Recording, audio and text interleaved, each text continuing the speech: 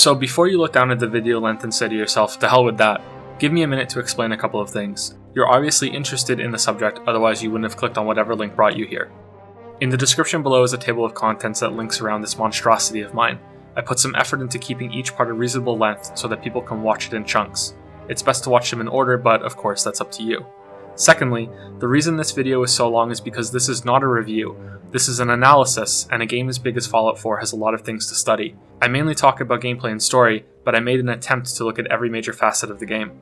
If for whatever reason you want my condensed opinion before you leave, I think that Fallout 4 is a decent game. If you've never played a Fallout game before, and you like first-person shooters and aren't bothered by glitches, then Fallout 4 will be a contender of Game of the Year for you. Everyone else will have a high variance in opinion. Lastly, this video will spoil the entirety of the main storyline in the game and a handful of optional areas. I apologize for the following statement, but the story is so bad that I honestly don't think that my spoiler warning means anything. I only wanted to say so out of courtesy anyway. This game still has some wonderful moments discovered through exploring the world, so I will say that a spoiler warning for that part of the game is very much valid. Please do not watch this video if you want to experience the game for yourself. For those of you watching in the future, Fallout 4 released in November of 2015. The series has had a few spin-off titles, but the main game started out with the isometric adventure games Fallout 1 and 2 in the late 90s. After a 10-year gap, the series returned in 2008 under a new developer, Bethesda, with a giant shift into a first-person shooter-adventure hybrid. Fallout 3 was a critically acclaimed success for Bethesda. Fallout New Vegas was released 2 years later by Obsidian, and is considered to be part of the main title series even though Fallout 4 has now been released directly following Fallout 3. As with my other videos, I think it's important to state up front what my credentials are for the following discussion. I have not played Fallout 1 or 2, and likely never will. I have played just shy of 100 hours of Fallout 3. I have played over 200 hours in New Vegas. I have played over 100 hours of Fallout 4 in order to make this analysis, and I have played too many hundreds of hours of Skyrim. I made a comparison video a few weeks ago that looked at the openings of both Fallout 3 and New Vegas. I'll repeat now what I said there, that most people vastly prefer one of these two titles in a weird sort of equivalent of Coke or Pepsi. I say this because the amount of hours I have put into each game shows that I am firmly in the New Vegas camp. I want to make it clear that, despite this, I absolutely understand why some people prefer Fallout 3, and I have no intention of dismissing that stance. It's the reason that I love Skyrim, and that I've never finished the main quest in that game.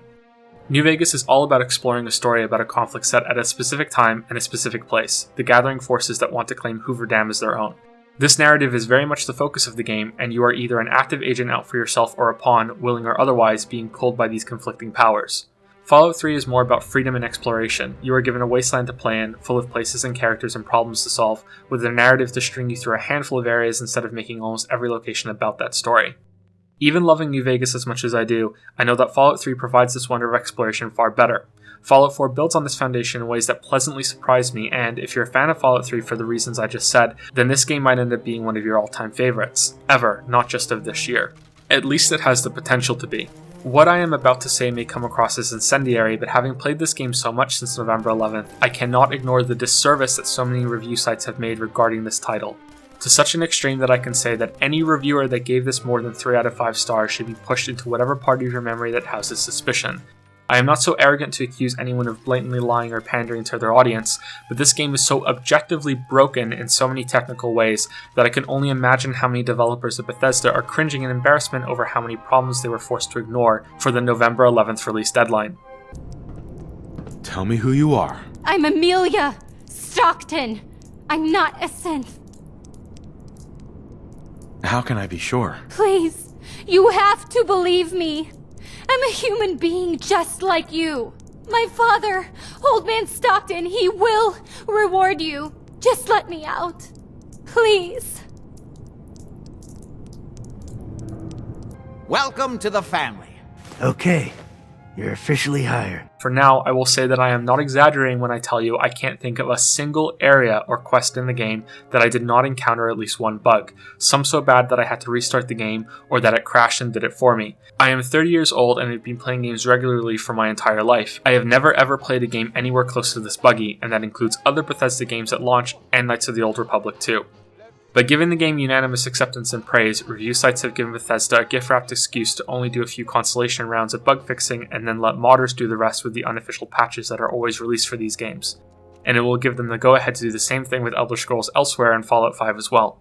Review scores don't have to be set in stone, and scores online could have easily been modified with a "this game is a 9.5, but until the bugs are fixed we're making it a 6.5, so that it means something on Metacritic and sends a clear message to the developers while still communicating how good the game is underneath all the technical problems. Because parts of this game are very good, just like other parts are shockingly poor. I find myself in the strange position of being comfortable blindly recommending the game only to those who aren't fans of the series. That's another thing that I saw many reviewers say, that Fallout 4 is more of the same and hasn't changed that much from Fallout 3. I couldn't disagree more with that statement.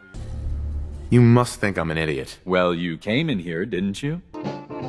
We found out, yes, we know. We found out, bless her soul. We found out, now we know that. Like in the third game, Fallout 4 opens with a cinematic movie. This one explains more about the history of the Fallout universe, specifically the events that led to the nuclear war. It stops right before that point because, unlike previous games, the story begins before the bombs drop. You create your character in a peaceful suburb outside of Boston and have a small section of gameplay before the war begins. I'll come back to this part later for several important points, but for now I'll say that I'm happy that this section is so short. Fallout 3 has you moving through 3 different scenarios of roughly the same length as this one before you can truly begin playing. Here you spend a quick morning with your spouse and son. A salesman from Vault-Tec stops by and it's established that you have a place in the nearest vault. You also allocate your stat points and name your character in this interview. Not even 5 minutes later, the raid sirens start to blare and you rush to that same vault, number 111. You witness a nuclear detonation and barely make it to safety in time. I know that some people like to watch my videos without playing any of the games themselves, so let me quickly explain something about these nuclear shelters in the Fallout universe. They weren't just built to provide protection from the war. Many of them, maybe even most of them, were opportunities seized by Vault-Tec in order to perform a wide range of experiments on people in a closed environment where they could rule as an unquestioned authority.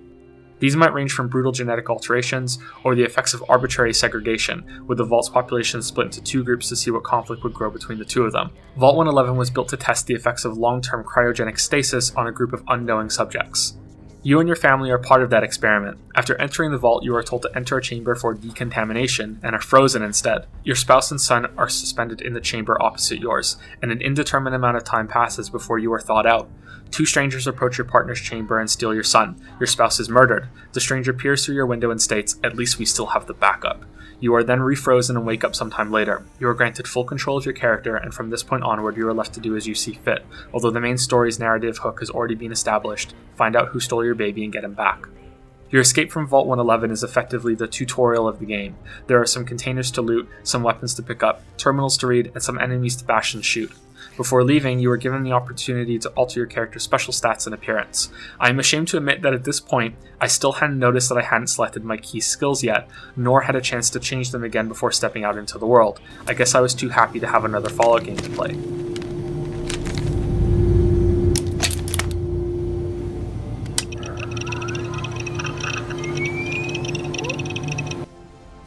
That changed shortly after leaving the vault when I leveled up and didn't have any skill points to assign to my character. Because there are no skills, only special stats and perks you can choose for each level. This sparked the first dramatic shift in my opinion of the game, from very positive to confused and negative. Skills are an essential part of Fallout, not just for the gameplay they provide, but also the opportunity for role-playing and dialogue options. I want to make it clear that my opinion on the game became more complicated than this first change. I flipped back to very positive and then back to confused and negative again later on. But for now, here's a look at what else Bethesda stripped away from the game. Karma, killable companions, repairing equipment, reputation and fame, in-depth dialogue options, hardcore mode. Many things have been added to the game and improved upon from previous ones. My intention with this list is not to make the game appear like a dumbed-down version of its predecessors, because other areas like the combat and crafting systems in the game have been dramatically improved and given more depth. But there's been a sharp focus away from what I consider makes Fallout the series that it is. So if that's the case, why don't I outright hate this game? Why does it sound more like my opinion is mixed if Fallout 4 is missing such a fundamental part of the series? Sir, these things you're saying, these terrible things, I believe you need a distraction. It took another few hours of playtime before I realized what Bethesda was trying to do, and more than try, they succeeded. They have taken the biggest strength of Fallout 3, its open world to soak in and thoroughly explore, and made that the game. In almost every way, actually, to such an extent that even character progression is tied to it. Specifically, the point that my opinion changed back to very positive was when I found my first skill book in a satellite station to the east of the starting area. Skill ups are now tied to finding special items like this, just like stat bonuses could be acquired by bobbleheads in Fallout 3. Those bobbleheads still exist in Fallout 4, as well as even more things to find. There are so many of these collectibles, there are multiples of each book, and so many different kinds that even after 100 hours, there are still some sets that I didn't find a single one of. Put another way, the game has now been tailored around the player wandering through the world and being heavily rewarded for their curiosity and willingness to explore. In the previous games, many areas had some resources to scavenge, but not usually anything really good or special.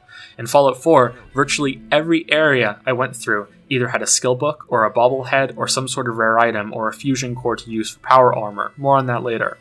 On top of all that are legendary enemies, which spawn randomly throughout the world and locations you explore, which are yet another incentive to get out there. Each one drops a special piece of equipment, be it armor or a weapon, that has unique qualities. Some of these can change how you play the game, and it makes fighting these big creatures genuinely exciting and rewarding.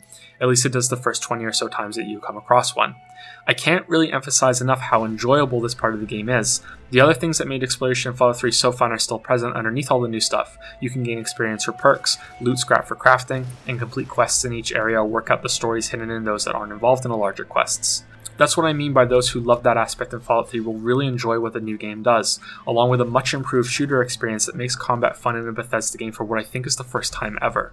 But all of the focus on this part of the game has apparently come at a great cost for the development team, because almost every other part of Fallout 4 suffers heavily from a lack of care. This is your last chance to avoid spoilers. If what I said so far sounds fantastic, then you might want to wait a few months for bug fixes and then play the game yourself. I highly recommend playing it like I just said, focus on exploration and ignore anything to do with the main story. That's what we'll be looking at now before going back to changes in gameplay. Speak up, I couldn't hear you. Electronic control. Atom bomb, baby, little atom bomb. I want her in my wigwam. I feel the need to put up a disclaimer and a warning before I get stuck into this story.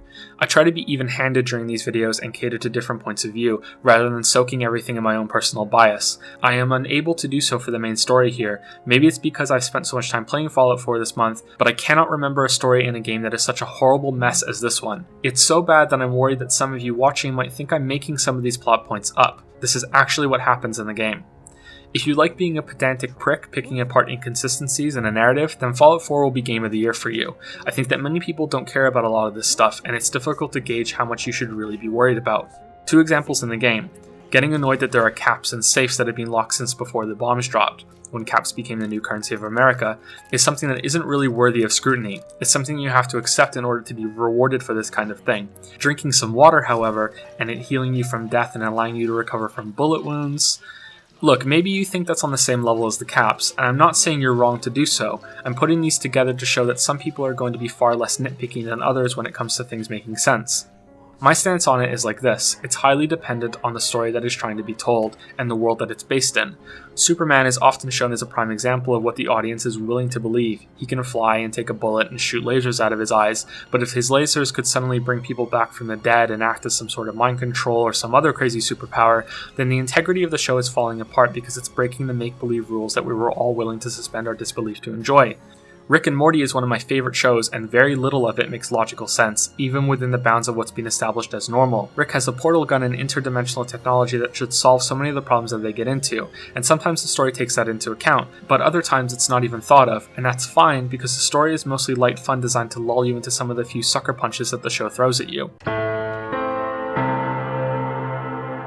Fallout 4 is not lighthearted. The world ends and your spouse is murdered, your son is stolen, and this is all super serious. You are meant to get emotionally invested in this plot, and the twists and turns that happen later are clearly trying to make this happen.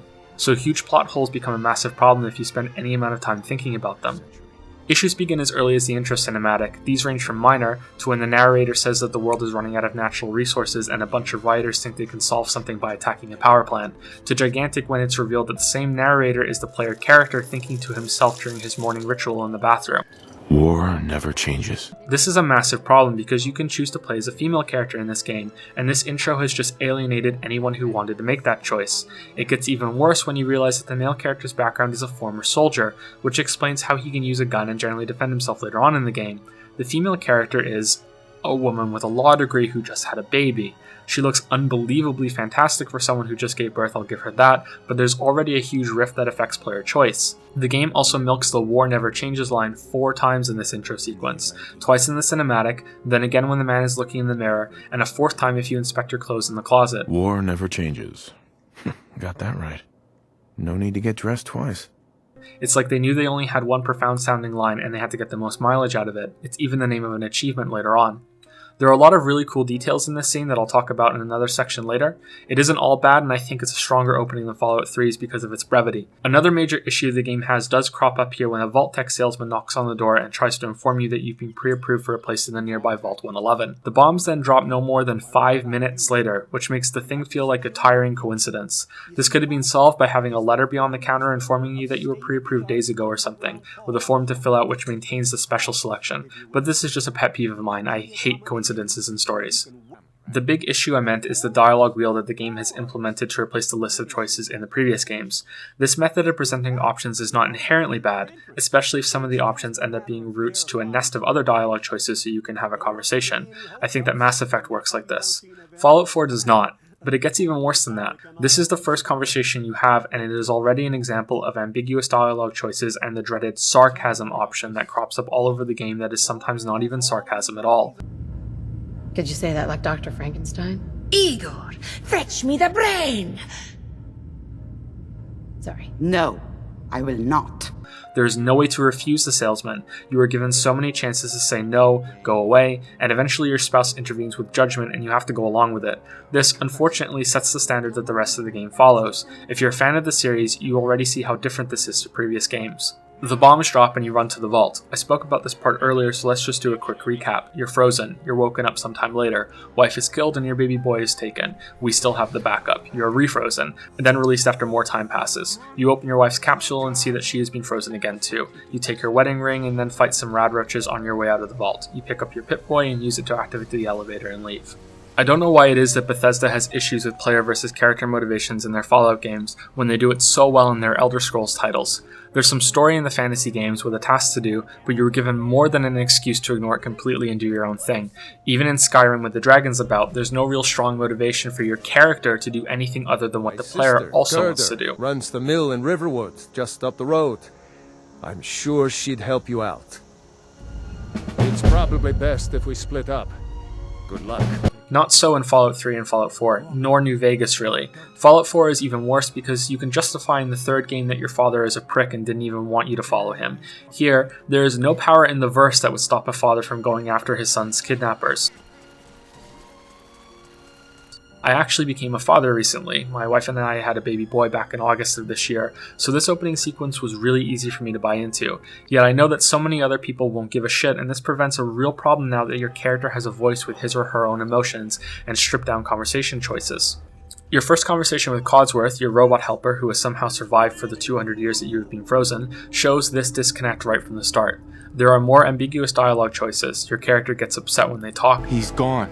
God damn it. Someone took him. Someone stole my son. There's no option other than to say you're going to find Sean and get him back. And then you're introduced to the crafting system. So hey, let's take a break for a few days or weeks and build a house and some chairs and a water pump. Let's go build a water purifier in the nearby river. Sean, who's that? This rift between player and character becomes worse the more you think about it, or if you're observant enough to notice the really obvious detail that you were refrozen after Sean was taken. This is so blatant that I think you'd have to be deliberately ignoring what's happening in order not to notice. Even your wife is still cold. Time has passed since Sean was taken. How much time? No idea, but it should be clear to you and your character that Sean isn't going to be the little baby he was when he was taken. Yet you can't voice that suspicion or even ask anyone about the possibility. It's one of the most frustrating cases of dramatic irony I've ever experienced. You say you were frozen.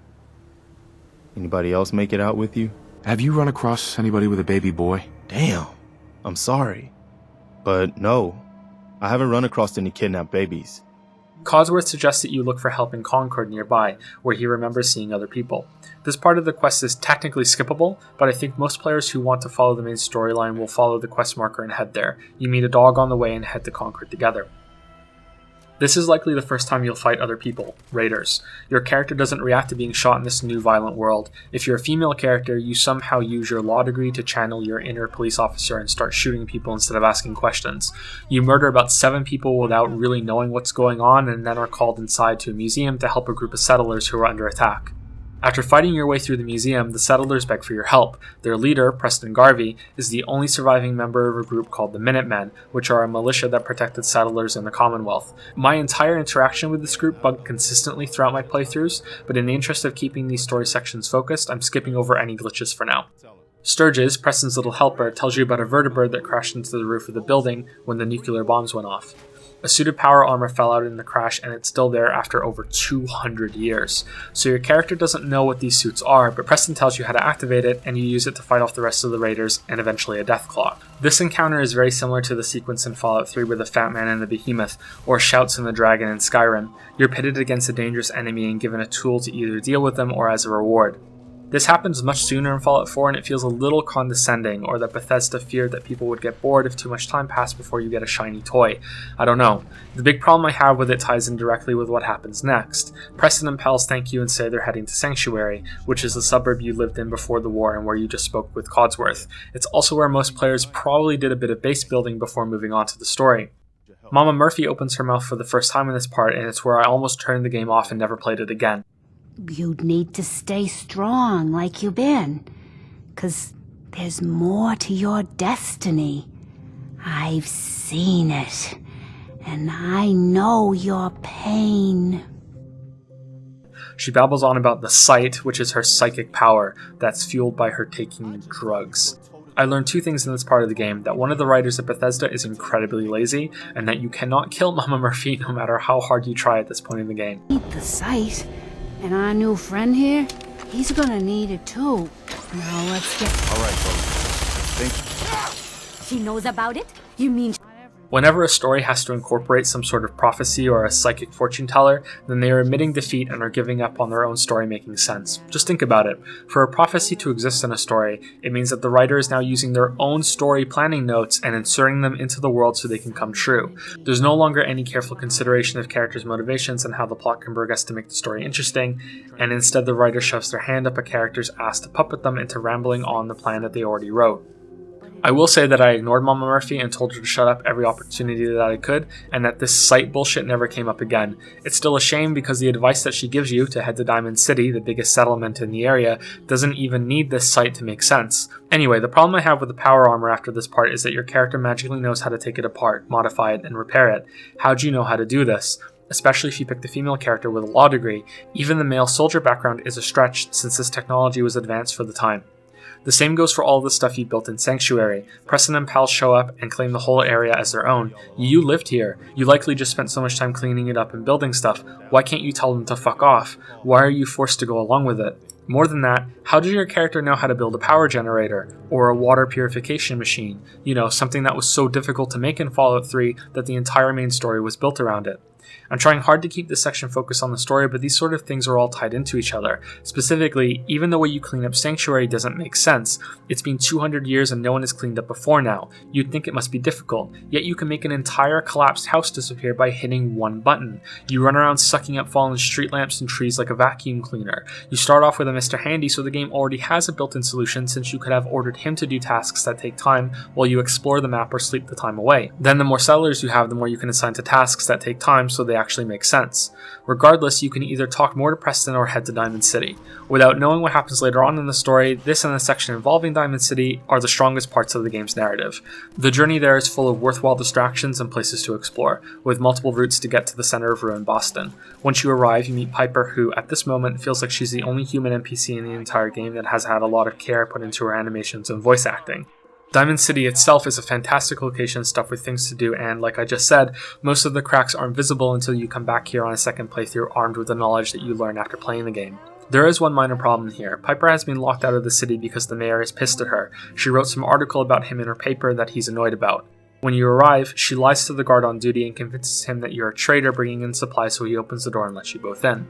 What exactly was the plan then? To never open the door again? If there aren't armed guards ready to keep her out, what did the mayor think was going to happen?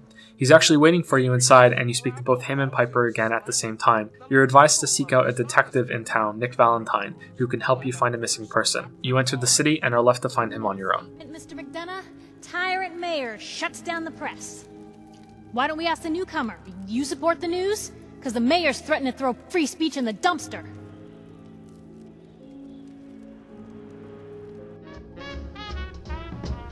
Keep a knocking, but you can't come in. Keep a knocking, but you can't come in. Keep a knocking, but you can't.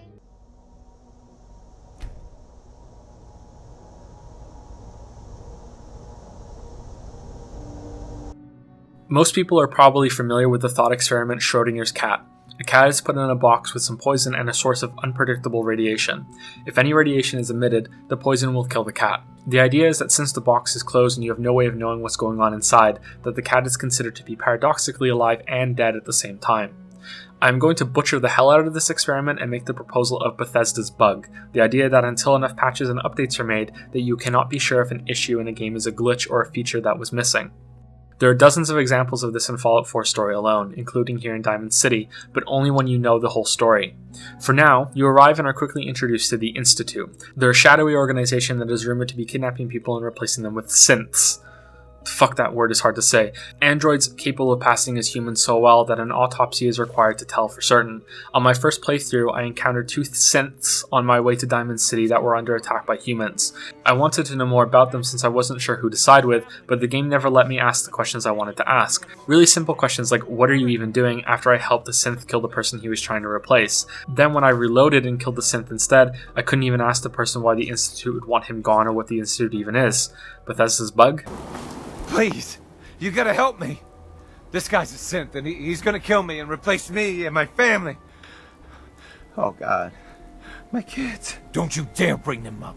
He's the synth, and he wants to replace me. Please. Please, you gotta believe me. You can't let that thing do this. Hey, I'm on your side. I just need you to tell me the truth. Then maybe I can help. You're with the Institute? Look, this guy knows I'm a synth. So just help me take care of him, all right? Otherwise, I'm gonna be in a lot of trouble. Let's all just calm down. No one has to die. No, he wants me dead. He's never gonna stop. I have to kill him. Don't listen to it. It'll say anything to convince you.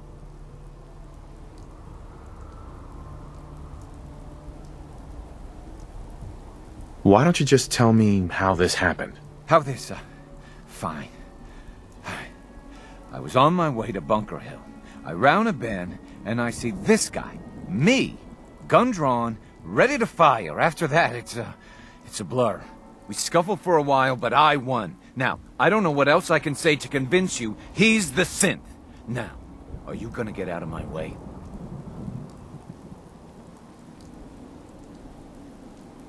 There was also a woman I found on a bridge that was dying of thirst and desperately wanted water. I'm so thirsty. Could you spare any water? Maybe you can tell in the footage playing, it's raining. Yeah, so maybe she only wants clean water. You can actually ask her. Nope, any water. Maybe not rainwater though. I guess that sort of makes sense since who would want to drink the rain? It's not like we're next to a lake or anything. Oh. Oh yeah. Anyway, back to Diamond City. This is my favorite area in the game. I spent more than 2 hours exploring all of it and talking to everyone. There's a lot of stuff to do here and most of it is good. Again, it's mostly the main quest that crumbles apart when you think about it for a few minutes. You go to Valentine's detective agency and Nick is missing. The guy who finds missing people is missing himself, which should be enough for you to turn around and never go back, but you push on anyway. He's been taken prisoner in a nearby vault, and you fight your way through the spectacularly realized ruins of Boston in order to save him.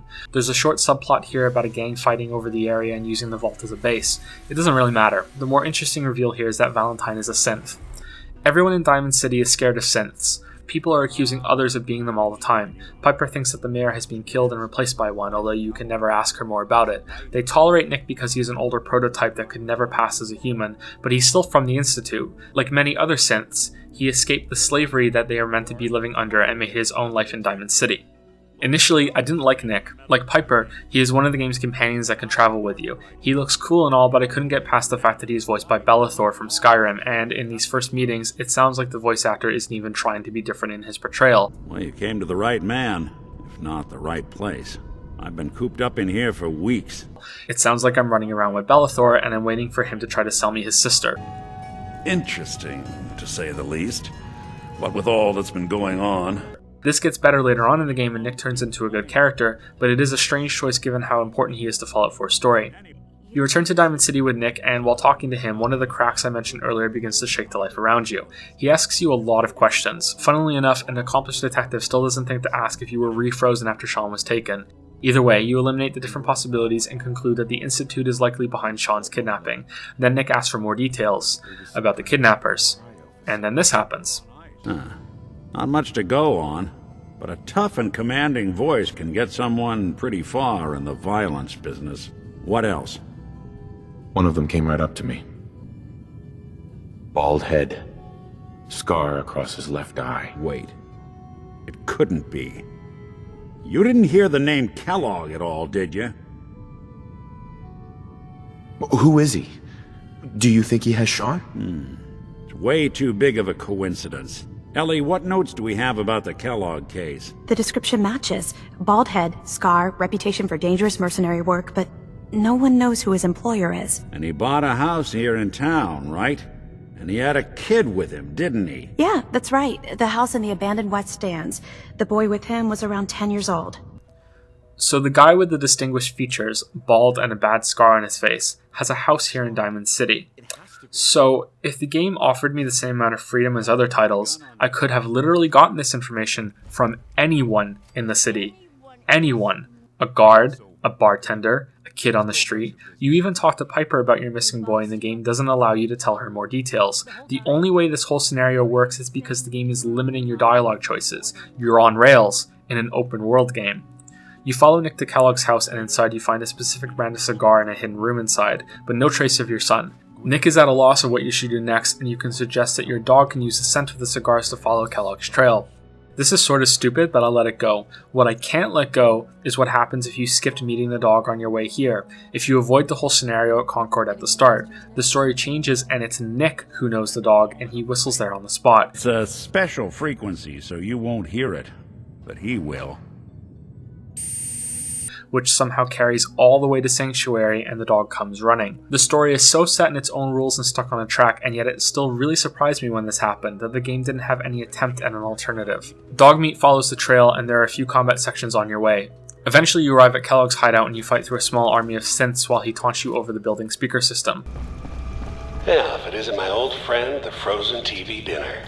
On my first playthrough, I took Piper with me. You speak to Kellogg and he reveals that Sean is a little older than you were probably expecting and that the Institute has him. There's no chance to ask any deeper questions other than that. No chance to talk your way out of the fight or convince him to tell you more. There's no real reason for either of you to fight each other, and yet it happens anyway because this new version of Fallout needs unavoidable combat boss battles.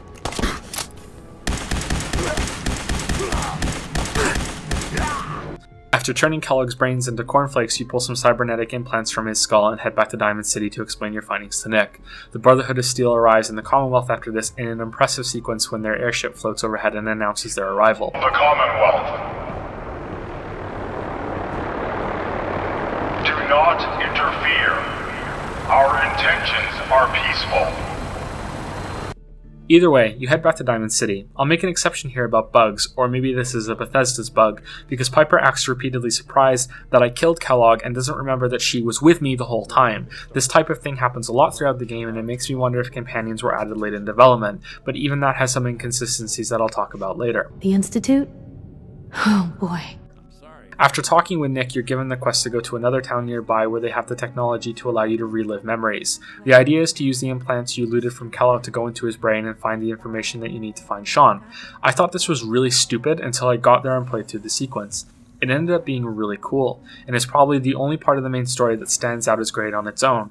There's no combat here, no tutorials getting in your way. You follow a path and experience Kellogg's life through his memories and can choose to pause in places to hear other thoughts layered in each memory.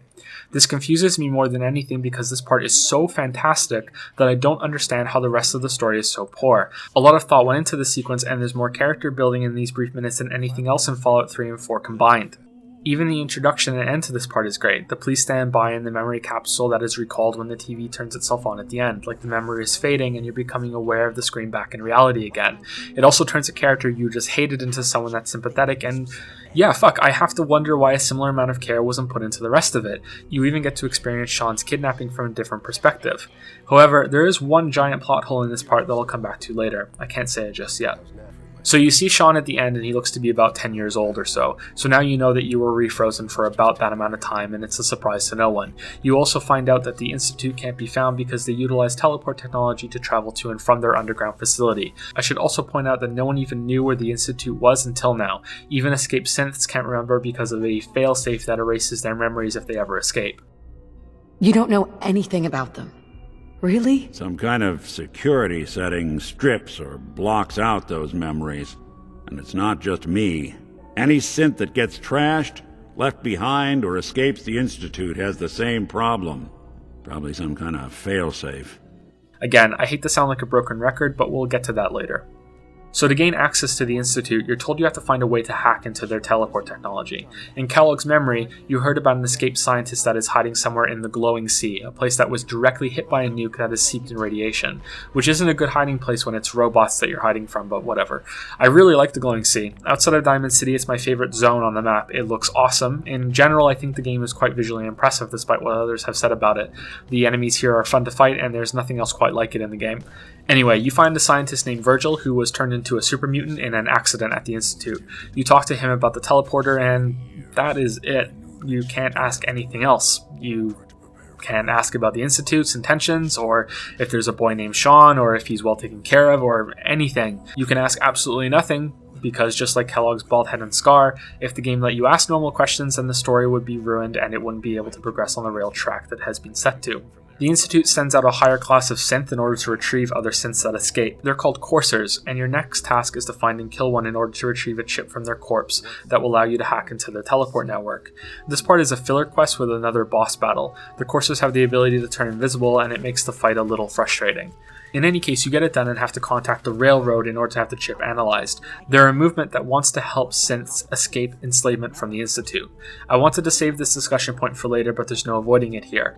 The quest waypoint system is used as a supplementation for an actual story. You're told to follow the Freedom Trail in order to contact the Railroad, and there's no way of finding this out without following a marker. They are called the Railroad. Thanks, Doc. How do I find them? I can't contact them directly. They usually come to me when they have a synth that's escaped the Institute and wants new memories. But I do have a code phrase. Some kind of clue if I ever needed to find them on my own. Follow the Freedom Trail. Maybe this is again a Bethesda's bug example, but I couldn't find a way to find this information. Your character just magically knows where this is and you go there. You have to follow a red line through the street and examine the little shrines on the floor that spell out a password to open a path. This password is literally Railroad, which would be like me using Windows as a password for my computer. They analyze the chip for you and you're sent back to Virgil. He makes a deal with you that he'll give you the plans to construct a teleport relay as long as you promise to retrieve his cure for the super mutant virus when you're in the Institute.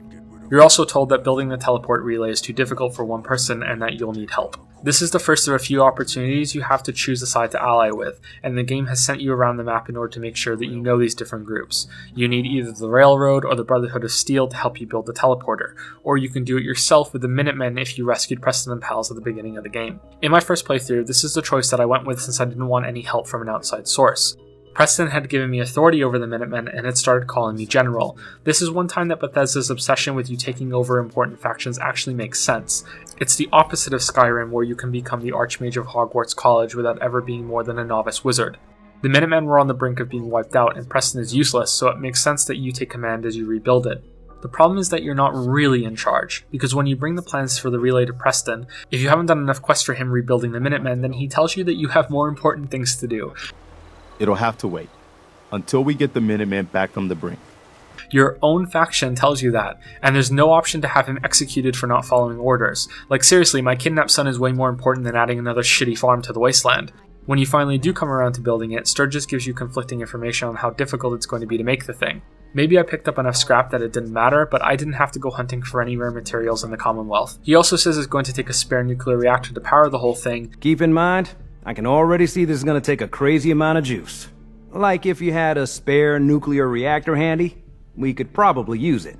Which made me think I would have to go and find some power plant somewhere to build it. But no, I just built 8 windmills instead and we were good to go. We're heading quickly to the mid-story twist, and I guess I lied earlier because I'm giving another spoiler warning. There's a big reveal coming up that also marks the point that the story collapses into itself. You have a minute or so to turn back. You use the teleporter and arrive at the Institute alone. No companions are allowed with you for some reason. I don't know why, but who cares at this point. No matter what group you choose to ally with, you're given the task of putting a holotape into an Institute computer to download data. So we're clear, the reason I played the game for so many hours is that I went back and completed every path for this video. A man named Father begins speaking to you shortly after you arrive. He tells you what you've heard about the Institute on the surface is likely colored by decades of misinformation and fear. I can only imagine what you've heard, what you think of us. I'd like to show you that you may have the wrong impression. As you travel through the facility in a glass elevator and see a peaceful paradise around you, what you've heard about them killing people and replacing them suddenly seems far-fetched. Why would they bother with all that when they have their own enclosed home, like a vault with a unified purpose? What Father is saying sounds reasonable. But then you get off the elevator and see your son trapped in a glass prison cell. Sean? Huh? Yes, I'm Sean.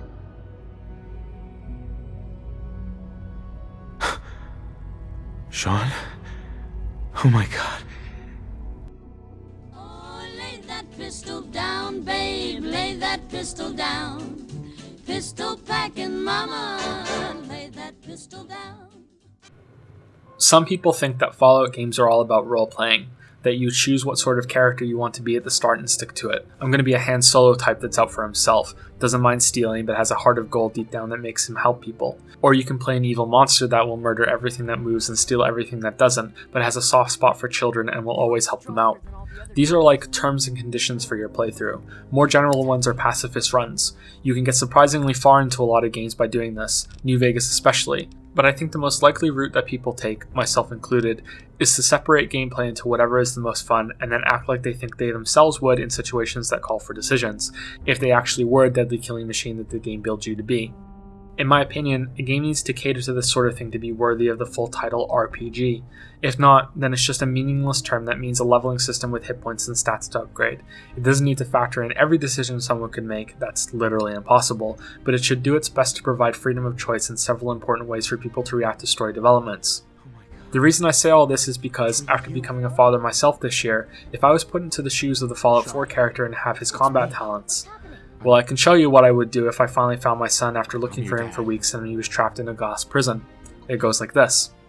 I can see him. He's safe. I'm not taking any chances with these people. Kill whoever could stop me and get him the fuck out, because there's no possible explanation that will satisfy my anger for killing my wife and stealing my baby. I don't care if it was for the greater good or whatever the fuck they're going to try to tell me, because they went about it all wrong if that was the case. Kill their leader and get my son out of there.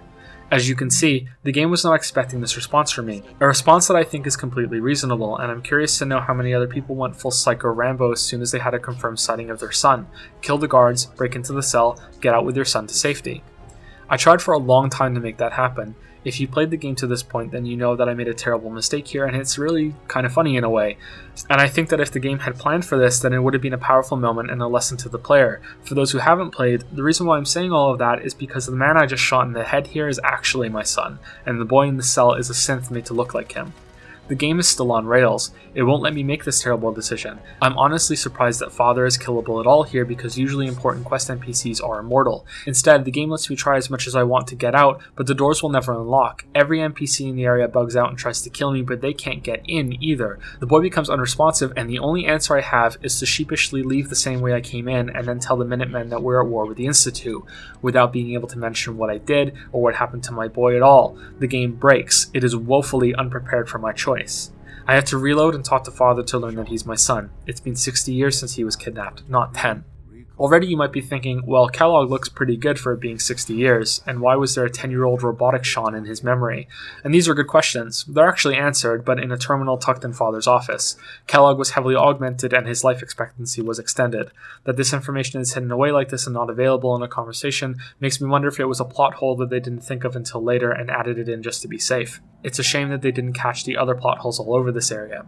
You also might be thinking that this is finally when you get all the answers to the big questions. Why was Sean taken? Why was your wife killed? Why were you left behind? Why were you the backup? Why were you released from the vault now after all this time? And surprisingly, no, you don't get all the answers you want, because you are once again limited in your questions. I will say that this twist had some potential, and I appreciate the inversion it is from Fallout 3. You were the child in that game trying to find your father, and once you did, there's this awkward moment of judgment that Liam Neeson passes on you whether you've done good or bad since you left the vault. This is reversed here, and it's you that's looking for the child, and you get to judge him depending on how you feel he's acted all this time. At least you can judge him a little with your responses that barely mean anything. If you expect me to be impressed by a lot of fancy sci-fi gizmos, you'd be wrong. I see. It's not just about the gizmos, as you say. I hope you'll see that in time. The twist could have led to great things, but it doesn't. A good twist should be a shock that also turns the rest of the story into a new light and makes you realize you've been missing something all along. Here, it doesn't. It could have, but it doesn't. The closest it comes to it is a bit later when Sean tells you that he's the reason you were finally released from cryostasis, but his reasons for doing so are just a vague experiment to see what you would do. So the whole thing reeks of the writers deciding the twist first and then trying to build some narrative around it and failing. The other answers are... And look, remember what I said about making all this up? I really mean it. What I'm about to say is actually the big reveal on why your wife was killed and Sean was taken. It was because he's never been exposed to radiation. That's it. The Institute wanted to make a better, improved synthetic that was as close to human as possible. They decided that a human with untarnished DNA that hadn't been spoiled by radiation from the war would be the best source to make all these super synths. So despite there being a whole other vault in the Commonwealth, Vault 81, that has remained mostly isolated and sheltered from radiation, they broke into Vault 111 to steal a baby instead. And they ignore all the other precious sources of DNA. All these rows of people frozen in stasis that could have been used for experiments are just shut off and left to die instead of taken or released. It's stated that anyone related to the baby they took would be even more precious since they're a genetic match if anything goes wrong. That's why you're the backup if Sean were to die. They could come for you to complete the synth program. So why did they so casually kill your wife? She wasn't exactly making things that difficult for them, and they could have tried to calm her down instead, but no, fuck it, just shoot her. The Institute itself was sheltered from radiation because, if you talk to the people there, you learn that it was built in protection under CIT, where researchers and engineers hid from the bombs and made their own home instead. Who built this place, originally? Has it been here long? The construction of the Institute is the work of generations of scientists. The original survivors of the war, our progenitors, took refuge in the basement of the old Commonwealth Institute of Technology. Over time, their sons and daughters dug deeper into the earth and built increasingly sophisticated habitats and laboratories. And if you're saying, well, maybe a little radiation crept through and that was enough to ruin them, then why isn't there some sort of shielding unit set up for the baby to be taken in? You're saying that being teleported through the zap relay isn't going to have a similar sort of damage as radiation? Even accepting all of this, it still doesn't make sense. The Institute makes synths and has them go up top and replace people. They use their memories in order to create more valid personalities and blend in. Hey, there's about 50 people in Vault 111 that could have been used for that without a chance of drawing any suspicion. Or if a backup was so important, why not take the cryopod with you to keep the father in a safe position? And it gets worse. Remember Kellogg's brain scene? There are two parts in it that he mentions the old man and his plan. In one scene, he's talking about the old man's plan for the baby they're taking and what Kellogg has to do. I never knew why we didn't just refreeze the rest of them. But we had our orders. Guess the old man didn't want so many loose ends. Then in the next scene he talks about the old man again in reference to the 10-year-old synth Sean and whether he was outsmarted in the end. This whole setup in Diamond City was part of some elaborate plan of the old man's. Seems obvious now that we were bait for our friend from the vault. Timing couldn't have been an accident. It's not how the old man works. I wonder if he outsmarted me in the end. Another loose end tied up. The old man he is referring to here is father, grown-up Sean. So how is he talking about him and his plans before Sean was even taken from stasis? Either it's a massive plot hole, or he's talking about two old men that he calls by the same name in order to be deliberately misleading. Wait. It couldn't be. So Sean was raised in the Institute and was cared for and given an education. He rose through the ranks and eventually became their leader. He is the father of all the latest synths because it's his genetic material that was used to make them. He wants your help improving the Commonwealth, but by dog is he going to be vague about what that means. Don't ask questions, Dad. Just walk around my house and talk to the head of each division around here. Then come talk to me some more. The game continues to deteriorate more and more with each quest from here on out. You talk to the big shot researchers in each of the 4 main departments in the Institute. You can also read information on terminals and infiltrate the old bioscience lab where your old friend Virgil was turned into a super mutant. There are a number of important discoveries you can make through all these optional areas. That people are indeed being kidnapped and replaced by synths, that synths were used to assassinate key Commonwealth leaders years ago, that more people were kidnapped and experimented on with the super mutant virus, that the mayor of Diamond City has indeed been kidnapped and replaced by a synth, that most people down here don't care about the well-being of those above, and that synths are being treated like slaves. There are two sides to this place. There's the one that Sean has carefully engineered through talking to his division heads to give you the impression of a benevolent society that you'll want to help. And then there's the darker side that was meant to be hidden away from you that you can find out for yourself if you're sly enough to read between the lines and go where you're not meant to. And of course, because this is a follow game, you can return to Sean with all this extra information you uncovered yourself and make a case against him and try to convince him that the Institute is bad and that maybe he's been brainwashed. And there's a whole optional path centered on redeeming your son and taking down the Institute from the inside, reuniting the two of you and setting things right in the name of your dead mother. Nope, you can't do that. There isn't even an option to tell him what you found. It's not that the game lets you and you fail, you cannot even try or mention that you found all these things out. The best you can do is try to avoid violence with the other groups, which is impossible, and try to sell Sean that maybe the synths are people with a consciousness and feelings after all, and he refuses to entertain that idea and reaffirms that they're property of the Institute because they made them, which is sort of awkward logic considering that you made him. If the synths are intelligent and self-aware, then they have a right to free will. However closely they may approximate human behavior, they are still our creations. When you see what I have to show you, I think you'll agree that we know what is best for our synths. I wish I was kidding, but that's really what happens. You can't even go back to Diamond City and tell Piper that she's right about the mayor being a synth. You can't do a single thing with any of the information. The game won't let you. In fact, you can never have a single conversation with any of your companions about what you found at the Institute, not even about finding your son. It never comes up. There's no option. I have to think that this is a bug preventing some trigger from flicking over to open these conversations, but once again, Bethesda's bug. You only have 4 options. The rails the story are on branch out in 4 directions that all end up being close to each other regardless. You either work for the Institute and side fully with Sean, you work with the Railroad and try to smuggle more synths out, you side with the Brotherhood of Steel and try to destroy the Institute's evil technology, or you make your own side with the Minutemen but end up taking orders from Preston Garvey instead. I think I've made my point now, but in the interest of being complete, let's talk about these 4 paths and the difference they make before the actual ending. Man, that was something else. I guess I'm still in one piece. Everybody else made it? You say you will, and then you won't. You're undecided now, so what are you gonna do? None of the 4 options are great, but I'd say that the Railroad path is probably the most satisfying. Even though the Railroad shouldn't even exist. This is a world where people are still being harassed by raiders and super mutants, and there's a super secret powerful underground spy network that is working tirelessly to rescue synthetic slaves from a scientific facility that no one has ever been to. Surely there are more important things for them to be doing. Again, this has a simple fix by making everyone in the Railroad a synth, so it's reasonable that they're motivated, but nope, they're all human except for one of them. The Railroad path is the better choice because you do almost all of the Institute path at the same time. You play a double agent that leads Sean on while you're arming synths. The Institute path itself is quite long and involves you tracking down a rogue synth to bring them home, and then getting an important part for a nuclear reactor online. Then you go to Diamond City to fix the radio in what must be one of the weirdest, shortest quests in the game. Then you're told to wipe out the Railroad and the Brotherhood of Steel by reconfiguring Liberty Prime to shoot down their own airship. Detected. Aerial incursion by communist.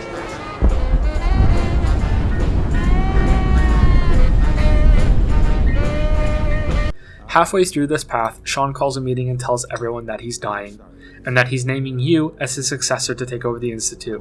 And despite some grumbling, everyone more or less accepts it. See what I mean about the story collapsing? Once again, it gets worse because you can't ask Sean about what condition he has. It's hard for me to believe it even as I say it now. There is never a single time or option to ask Sean what sickness he even has or if there's anything you can do to help him until he's actually on his deathbed and about to die. That is the only time you can ask. It gets even more ridiculous when you're following the Railroad path because you're still playing double agent when Sean tells you all this, and there's no option to go back to the Railroad and be like, look, their leader is dying and he is stupid enough to make it so I'm going to take over for him when he's gone. Why don't you all just vanish for a while? We'll fake your deaths, then I'll be in charge and simply release all the synths. No fighting, no bloodshed. But nope, the game won't let you do it. I still can't believe that Sean just starts to die like that. So yes, if you follow the Institute path, you end up ruling over the facility. The Railroad has you blow it up from the inside. You storm the place and put a bomb on the reactor you helped them build.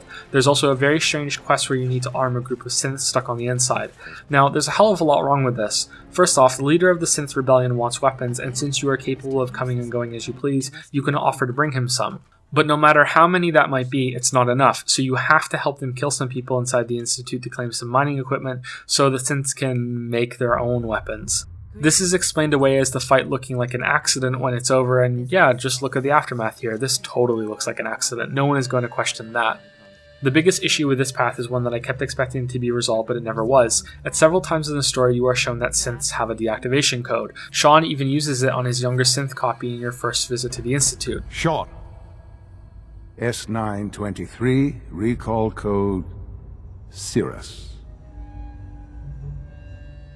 So I kept waiting for the quest to be infiltrate Sean's office and change the codes to something else, because surely the moment any rebellion starts to happen, someone is just going to go on the speaker system and start reading off the deactivation codes to disable them, right? About what we can do for everyone.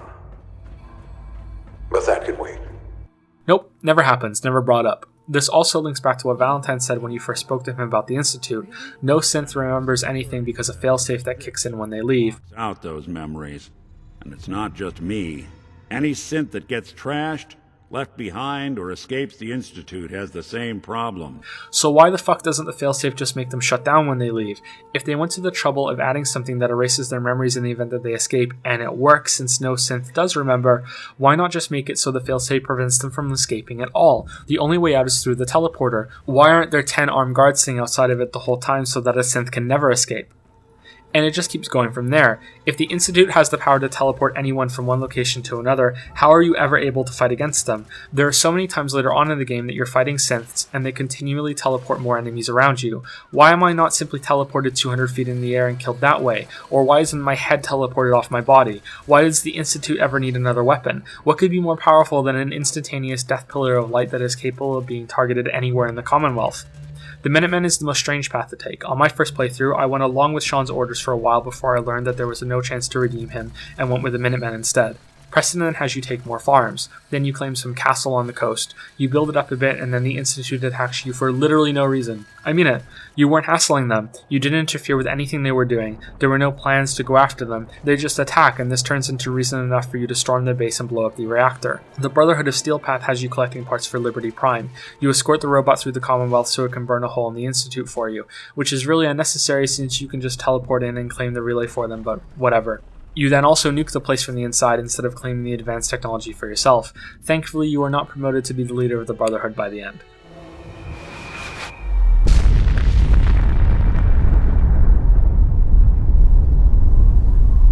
The most ridiculous part of the Brotherhood path is that your superior, Dance, who first asks you to join, turns out to be a synth. He didn't know he was a synth, that pesky memory wipe must have kicked in, but the way we all find out is that another Brotherhood member is looking over data you steal from the Institute for them, and the option is never there to think that, hey, maybe this guy is the synth and is working to tarnish Dance's name, maybe the information was falsified, but no, even Dance just accepts it. He doesn't question it, so neither can you. Literally no one stops to think that maybe there's more going on here and that there should be some more solid proof to be had somewhere. And that's the end of it too. You can either kill Dance or convince the Elder to let him live, but there's no way to look for more information. Finally, there's one last thing I can add to the end of this overly long rant on the story. No matter what side you pick, after you blow up the Institute, there is one final surprise at the end. As the reactor is set to explode, your synth child shows up to speak to you. He has been reprogrammed to truly believe that he is your son and begs to be taken with you. Seeing as we were destroying the only place that can build synths, I decided to reject the kid on my first playthrough, and all of my companions, who were helping me blow up the Institute instead of claim it for a more just cause, thought I was Hitler for doing this. On my second playthrough, I took the kid instead. After the end cinematic plays, you visit him and he gives you a holotape from the real Sean. It plays and this is what he says. If you are hearing this, then whatever conflicts you and I have endured are over. I have no reason to believe that you'll honor the request I'm about to make. But I feel compelled to try anyway. This synth, this boy, he deserves more. He has been reprogrammed to believe he is your son. It is my hope that you will take him with you. I would only ask that you give him a chance. A chance to be part of whatever future awaits the Commonwealth. So now he thinks synths can be people after all. Where did this come from? Why wasn't this an option earlier? I genuinely still don't understand what the big conflict was about at the end. When you work for the Institute and take over, all you do is defend yourself and build a new energy source. It's like they only do evil stuff when you're not around. It's a very strange thing, and it feels like there should be a much deeper story with more options buried in there somewhere. This essential thing everyone is fighting over. There are different factions vying for control. You're caught in the middle and given the illusion of choices. In the end, doesn't it sound familiar? Like Bethesda was trying to copy what made New Vegas so great without really understanding it. Here's what happens with the synth Sean after you listen to the tape. You can tell him you're not going to look after him much and he just accepts it. Or you can send him to one of your settlements in the Commonwealth. It shows how much care Bethesda put into the interactions with characters in the game, because after choosing where you want him to go, he just leaves and heads out himself. No escort, no following you, he just accepts it and hey, he'll get there, right? Because the game isn't going to kill your defenseless son traveling through the most dangerous area on the map. Off he goes. That's the main story in Fallout 4. If you think this section is stopping abruptly and you're feeling, wait, that's it? Then yeah, that's about right. Because I know war. War never changes.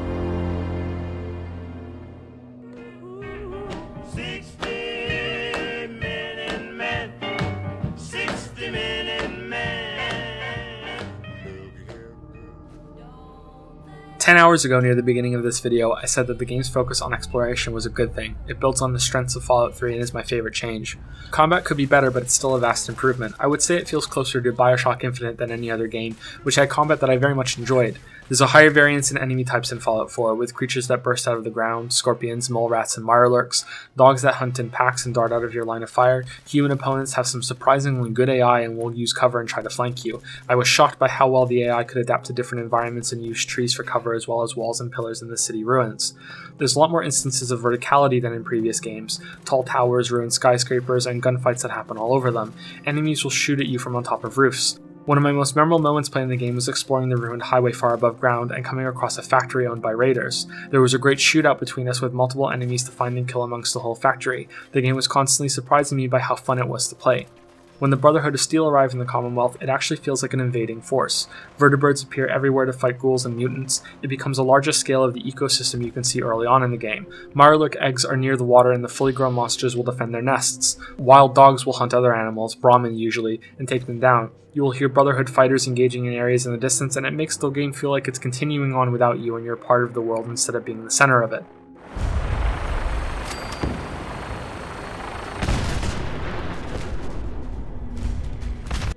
I mentioned it earlier, but I think the game looks wonderful, and it ran shockingly well for a Bethesda game. To be clear, I'm only talking about frame rate. Everything else about the game is a technical mess, but I rarely saw any stutters during combat, which is a really good thing considering how much of the game is now a shooter than anything else. The weather effects and use of actual color were pleasant changes coming from New Vegas and Fallout 3.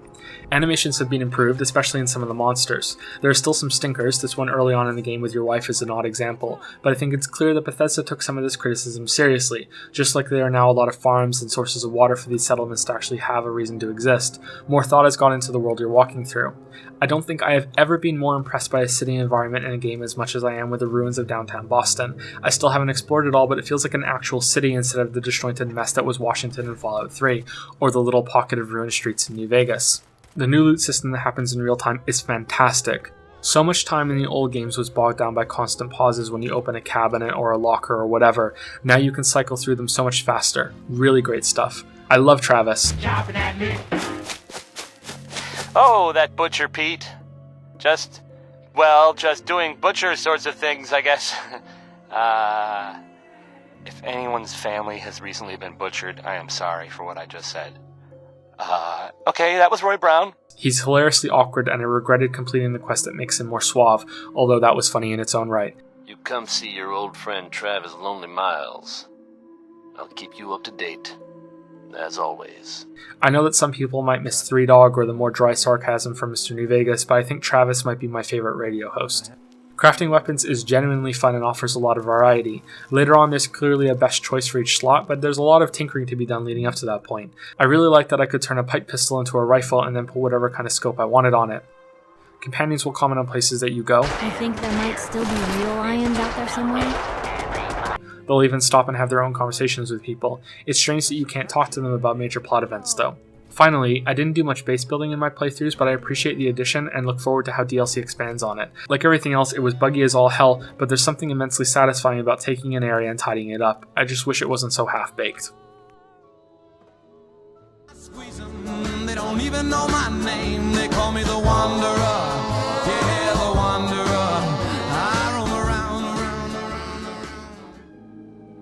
I really hate the Pip-Boy. I hate the delay it has before rising to the screen. I hate how small it is and how cramped everything is to fit on less than half of your monitor. I hate how limited your options have to be for sorting it all because of how little information you can cram on it. The map is the worst part. Skyrim has a beautiful wide map that you can see so much on, so much that you can immediately understand too. The dark mess on the Pip-Boy is better than it was in previous games, but I think it should be optional at the very least, since I know that some people really like how the interface is built into the game world. Stuffing all weapons under one menu and armor under another is pretty shameful for how long these games have been made. You collect so much stuff throughout your journey that it seems like a giant oversight. Speaking of that, you will amass a huge pile of junk while you play. Like combat and exploration, these items you find everywhere have been given a new life in Fallout 4, since everything can be broken down and used to craft things in your settlements. It's a shame then that more thought wasn't put into how you collect these items. Specifically, copious use of fast travel is still the best way to add to your hoard of crap, and it really gets tedious to sit through all those load screens.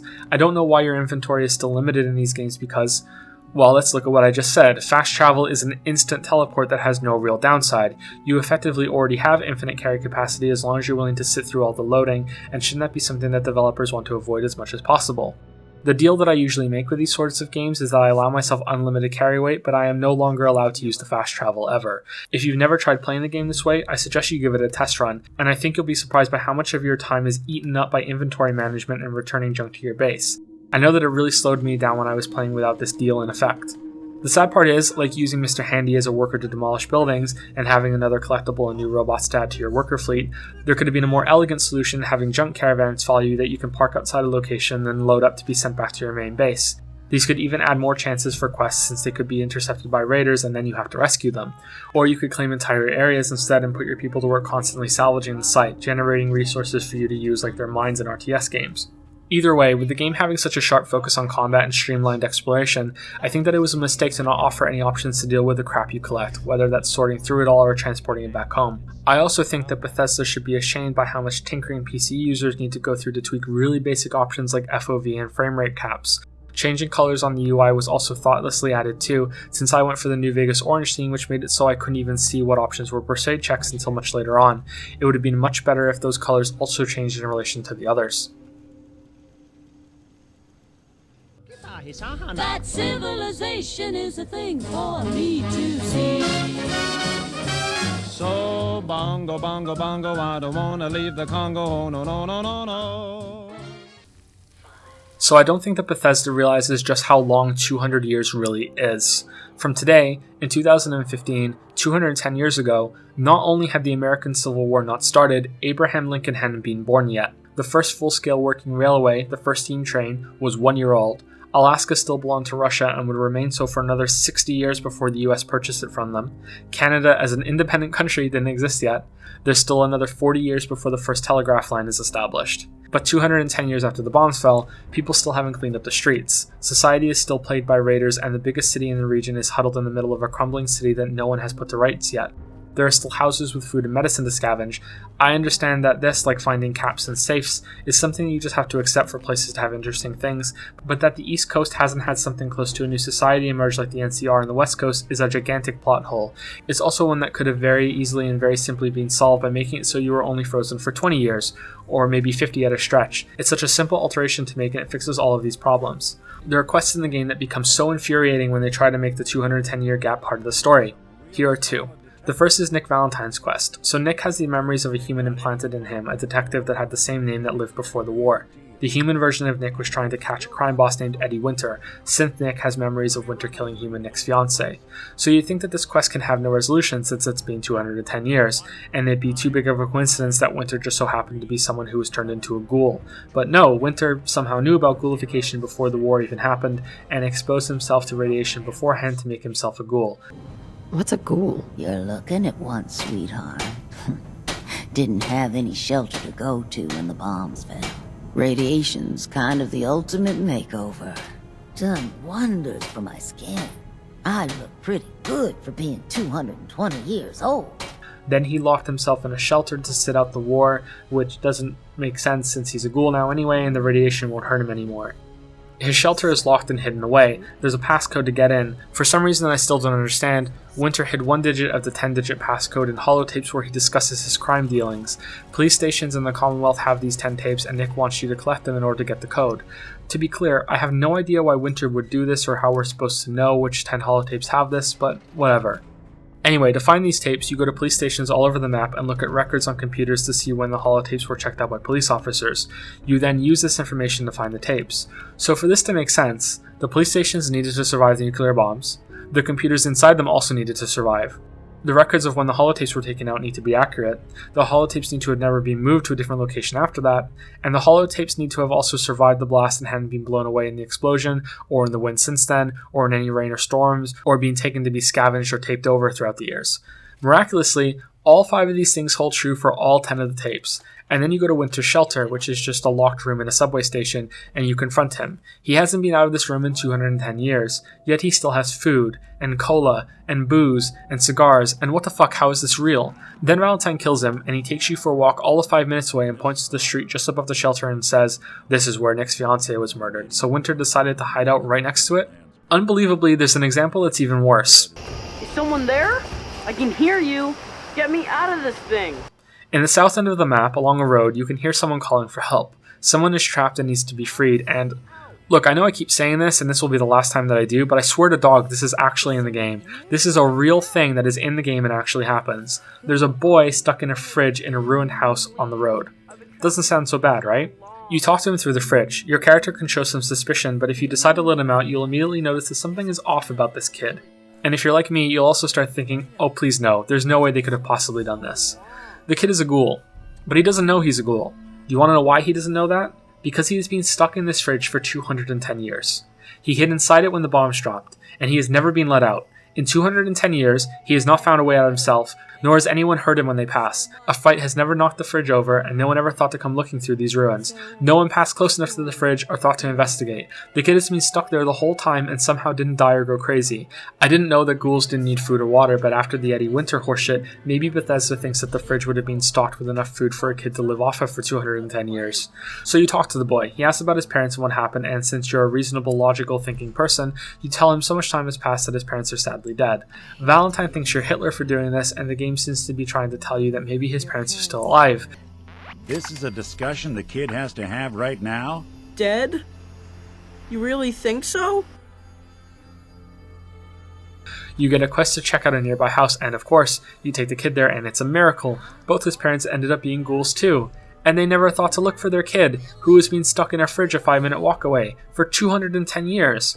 Then a raider shows up out of nowhere and wants the kid for some reason, and the game never tells you why or how or what is even going on. So you kill the raider and that's the end of the quest. That's it.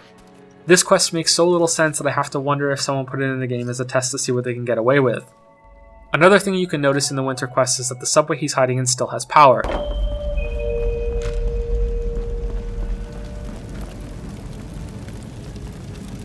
For your safety, do not lean against doors.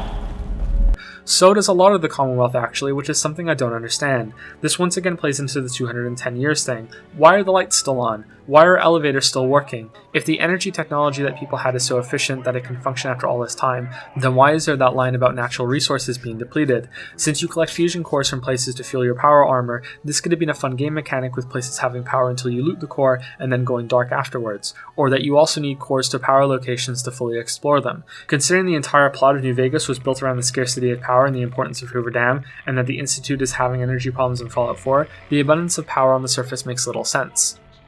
Some minor issues can also become annoying as you play. You use your left mouse button to move around the map, but the right mouse button to move around the perk tree. Why does the zoom level you want on the map always reset whenever you tab out and tab back to it? Why does tab get you out of some menus but escape is required for others?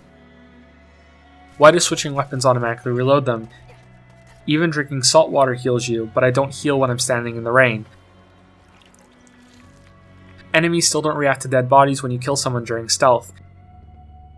It's a shame that bullet time is limited to using jet instead of being an alternative use of your action points. It's a good feature that I doubt many will use as much as they would otherwise. You use your magical junk clearing power to open a hallway in a quest, but for some reason can't use it to clear a steel clamp on the wall that made you need to clear the hallway to begin with. Why isn't there an option to make a faction that is truly yours instead of the half-baked version provided by the Minutemen? Raiders have always been a big part of the series, and now that you can build a base, it would seem like making your own Raider gang would be the first thing that someone would think of. It would also provide a path that is truly your own instead of being one half of the pair of goody two-shoes with Preston gravy.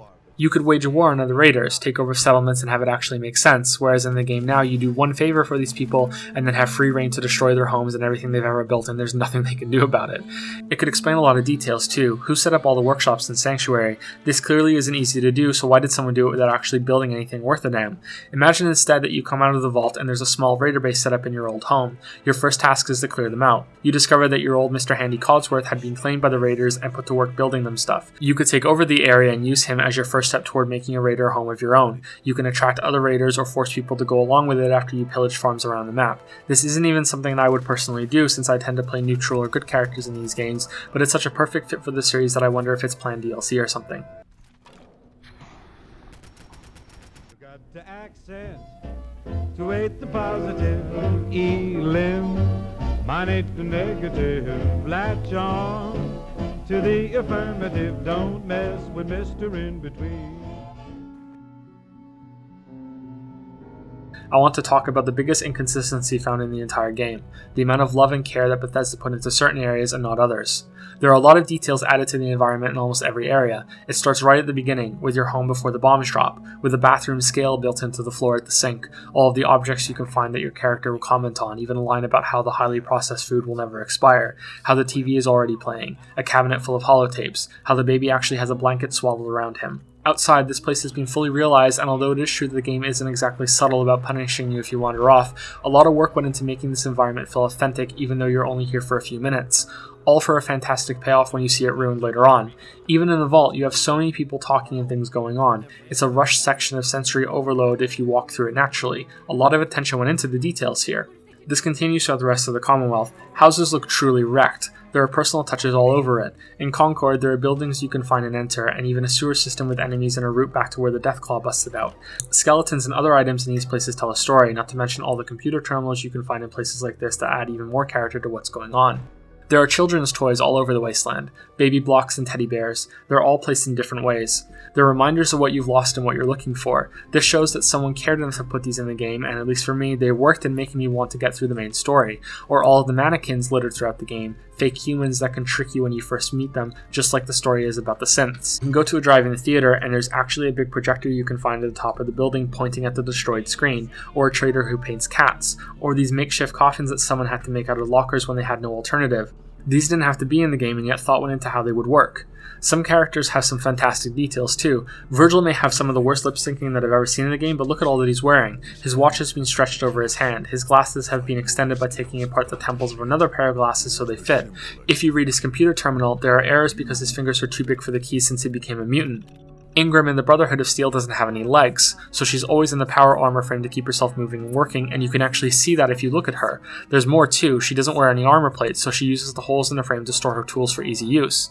Power armor similarly falls apart when you shoot at it, same for the synths. The game is rich with details like this in its character models and world, and it makes me have to ask, why wasn't gameplay and story given the same amount of care? Because as good as the exploration-based gameplay is, it didn't have to be chosen exclusively from skills in the traditional system so far. It could have been an added bonus on top of that, so you can progress your character with skills and XP and still have these fantastic additions to collect. Why is the story such a mess? Why wasn't it kept more focused? The problem with Fallout 3's story was never that it was mostly linear, it was that it didn't make any sense. On my third playthrough, I used console commands to cheat my way up to level 200 or something so I could give myself max charisma in every perk, and I played through the game and not once ever did the game have a perk-based dialogue choice or let a Persuade option actually mean a damn. They were used mainly for extra caps. Look at these examples of Persuade checks, they don't even give any extra information or even make any sense. Tell me, why did you vouch for me? In our little outfit, it's my job to know things. And with everything you've done, it's clear you're capable. Help you with what, exactly? I'm trying to fix this old water pump. Should be plenty of scrap in here. If I can get it drained out. No, what are you really up to here? Yeah, I got some friends who like to go spelunking. Maybe I need a new hole to throw smart guys like you into. Are you gonna help or what?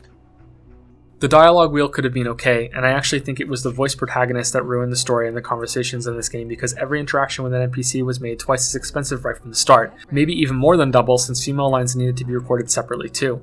It's so strange to be saying this about a Fallout game, but I wish they had just removed dialogue choices completely and just written these conversations out to act in only one way, since the choices are meaningless anyway. By not having to give the illusion of choice, you don't have to worry about all these different questions a player might ask. If providing meaningful options was too much trouble, they should have gone with the Last of Us route and had your character be his or her own person that you only control separately from the dialogue portions.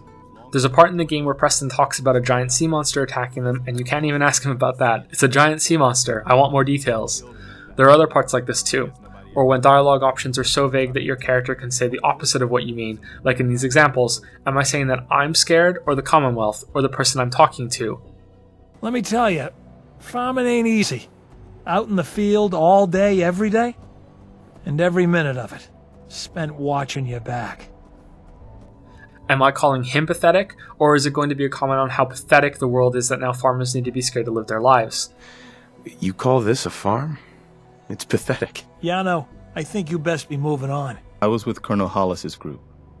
A mercenary group called the Gunners was attacking Quincy. The people there called for the Minutemen to help. We were the only ones that came. The other groups, they just turned their backs on us and the folks in Quincy.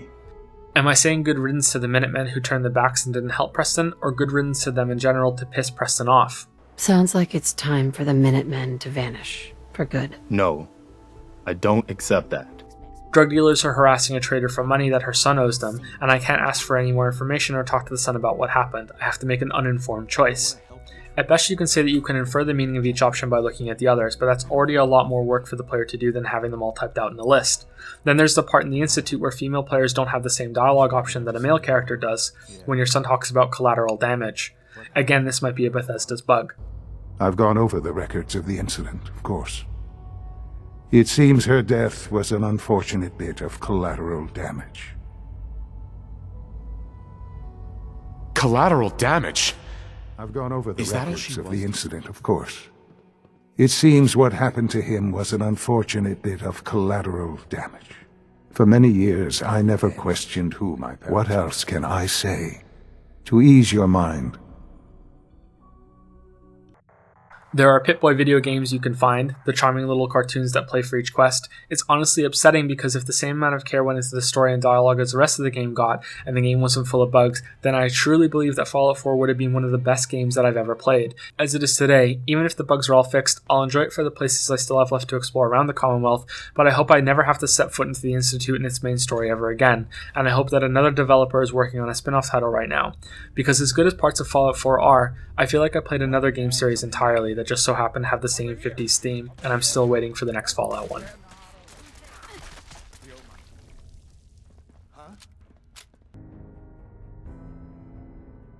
There are a few more things I could talk about.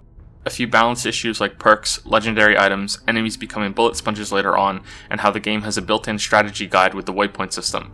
I also plan to have a section devoted to glitches, like the seesaw that can hear dubstep, or the meeting of the floating bears, or the time that Piper grew her own set of power armor out of nowhere, but I think this video has gone on long enough and other people have already spoken at length about these topics. Much of this analysis was devoted to the story and how the player interacts with it, and usually, that's a main part of the gameplay in Fallout. As I mentioned in the video, I became a father a few months ago. I'm an author first and a YouTube critic second, and making these videos has been something I can do when I can't write while looking after my son. I thought they would remain firmly a hobby when I resume writing full-time in the new year. The response to them, however, has been far more positive than I expected, to the point that I'm considering continuing doing them regularly. I hope this isn't too early. I've made 8 of these videos now, but I went ahead and set up a Patreon account thing if anyone would like to support me enough to justify committing a lot of time to making these. I also have books to write, but if people show enough interest, I have time to do both and can maintain the release rate on here that I've had so far. There should be links on the screen or in the description below. As always, I have books available on Amazon if you'd like to support me and actually receive something for your money. I'm new to all of this, so if anyone has any feedback, I'd be happy to hear it. If by some miracle you want to watch more right now, then there are links to other videos on the screen. As always, thank you very much for watching. Let me know what you think in the comments below. It's all over but the grind, and nobody's crying but me. Friends all over know I'm trying.